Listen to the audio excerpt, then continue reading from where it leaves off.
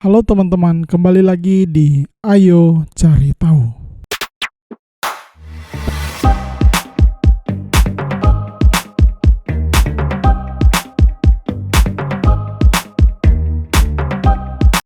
Hari ini kita akan membahas satu tokoh di Alkitab yang disebutkan dalam Perjanjian Baru, terutama dalam Kisah Para Rasul dan dalam surat-surat Paulus.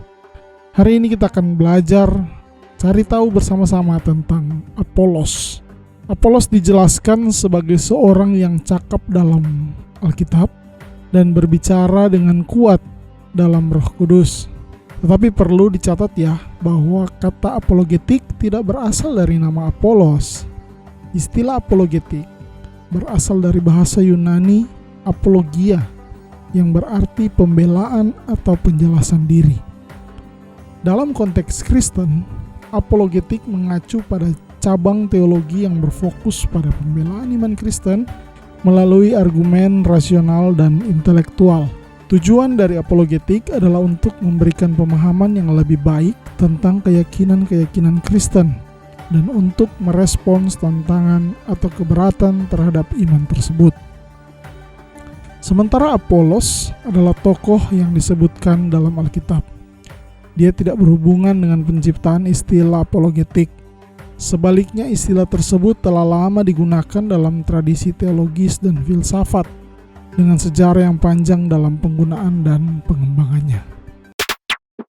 Awalnya, Apolos mungkin tidak sepenuhnya memahami kebenaran Injil tentang Yesus Kristus. Terbukti dari dia mengajar tentang Yesus di sinagog dengan berani, tetapi dia hanya mengetahui ajaran atau baptisan Yohanes Pembaptis. Dia setia dengan terang yang diajarkan Yohanes Pembaptis tentang Roh Kudus, tetapi tidak mengerti penjelasan penuh tentang Injil, yaitu tentang Yesus yang mati, bangkit, dan naik ke sorga. Dua orang pasangan Kristen, Priscilla dan Aquila, mendengar pengajarannya di sinagog dan memperhatikan ketidaklengkapannya. Mereka pun membawa Apolos ke dalam rumah mereka dan menjelaskan Injil lebih rinci kepadanya. Hal ini sekaligus menyatakan bahwa Apolos adalah seorang yang berani mengajar tentang firman Tuhan, tetapi juga tidak pongah dengan kemampuannya dengan terus belajar dengan teliti. Setelah dia mendengar pemahaman yang lebih lengkap tentang Injil dari Priscilla dan Aquila, Apolos menjadi lebih kuat dan lebih akurat dalam pelayanannya. Setelah memperkuat gereja di Korintus, dia kemudian pergi ke Akhaya dan memberikan kontribusi yang signifikan dalam memperteguh gereja-gereja di sana dengan ajarannya tentang Injil yang kuat.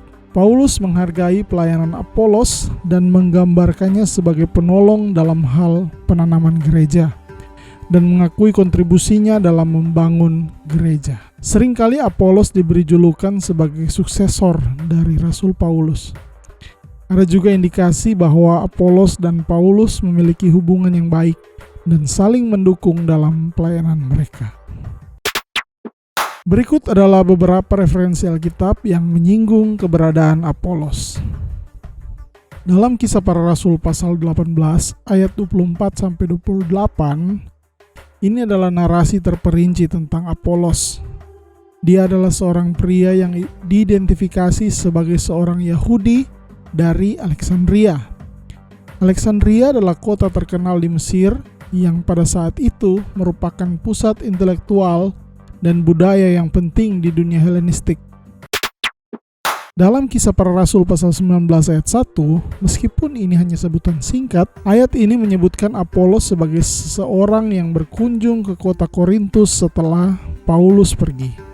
Ini menunjukkan bahwa Apolos adalah figur yang dikenal dalam komunitas Kristen awal. Dalam surat 1 Korintus pasal 1 ayat 12 dan pasal 3 ayat 4-6, Apolos juga disebutkan dalam surat-surat Paulus kepada jemaat di Korintus. Di sini, Paulus menyebut pelayanan Apolos sebagai seseorang yang menyirami jemaat yang ditanamnya, sekaligus mengklarifikasi bahwa baik Paulus maupun Apolos hanyalah manusia yang diberi anugerah menjadi pemberita Injil Yesus Kristus dan sama sekali bukan objek pemujaan. Apolos adalah tokoh yang dihormati dalam Alkitab karena pelayanannya yang kuat dan bersemangat dalam memberitakan Injil, serta kemauannya untuk terus belajar dan tumbuh dalam pemahaman iman Kristen. Dan berdasarkan referensi ini dalam Alkitab, kita dapat menyimpulkan bahwa Apolos adalah tokoh yang nyata dalam sejarah awal gereja Kristen, yang berkontribusi pada pelayanan gereja dan dihormati oleh penginjil, termasuk Rasul Paulus. Oke, sampai di sini pembahasan kita tentang Apolos. Jika ada teman-teman yang ingin request apa yang bisa kita cari tahu bersama-sama, boleh komen di bawah. Terima kasih. Tuhan Yesus memberkati. Ayo cari tahu.